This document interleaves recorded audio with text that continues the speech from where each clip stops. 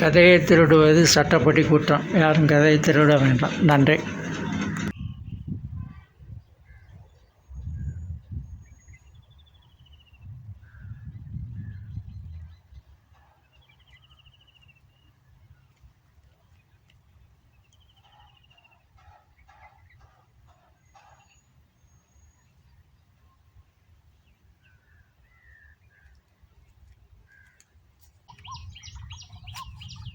வணக்கம் ரசிக பெருமக்களே, நம்ம இப்போ பார்க்க போகிற நிகழ்ச்சி காதலை தேடி. அந்த காதலை தேடி நிகழ்ச்சி என்னுடைய கைத்திரை சேனலில் ஒரு தொடராக ஒளிபரப்பி வந்துக்கிட்டு இருக்கேன்.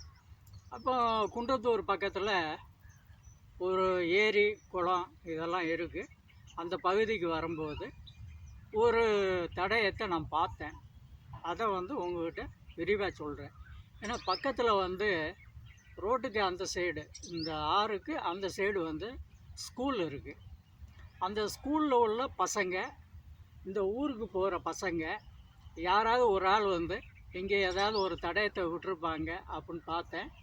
அதே மாதிரி இந்த ஆற்றுக்கு ஒரு லவ்வர்ஸ் பேசிட்டு போயிட்டு இருந்திருக்காங்க. அப்போ அவங்க நோட்டு ஸ்கேலு அது இங்கே தவறி விட்டுட்டாங்க. சரி கிடைக்க அப்படின்னு சொல்லிட்டு ஒவ்வொன்றா செக் பண்ணி பார்த்தேன். அதில் எல்லாம் எழுதி வச்சுருந்தாங்க. அப்போ பார்க்கும்போது ஒரு நடு பேச்சில் தன்னுடைய காதலன் பேரும் தன்னுடைய காதலி பேரும் எழுதி வச்சுருக்காங்க. தன்னுடைய காதலன் பேர் ரவி, தன்னுடைய காதலி பேர் கவிதா. அது எப்படி எழுதி வச்சுருக்காங்கன்னா, ரெண்டு இதயம் போட்டு தனித்தனியாக எழுதி வச்சுருக்காங்க.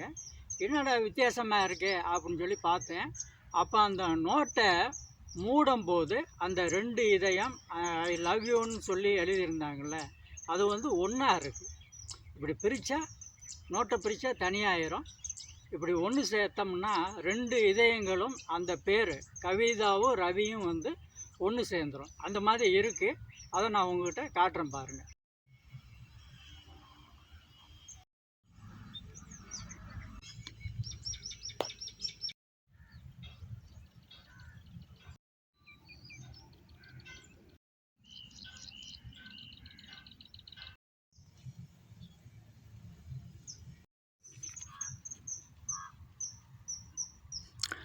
இதாங்க நான் சொன்னேன்ல, ரெண்டு இதயம் தனியாக இருக்குன்னு.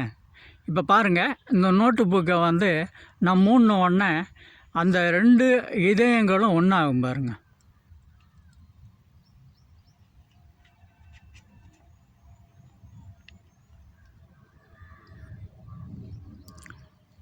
அவங்க காதல் வெற்றி பெற எனது வாழ்த்துக்கள்.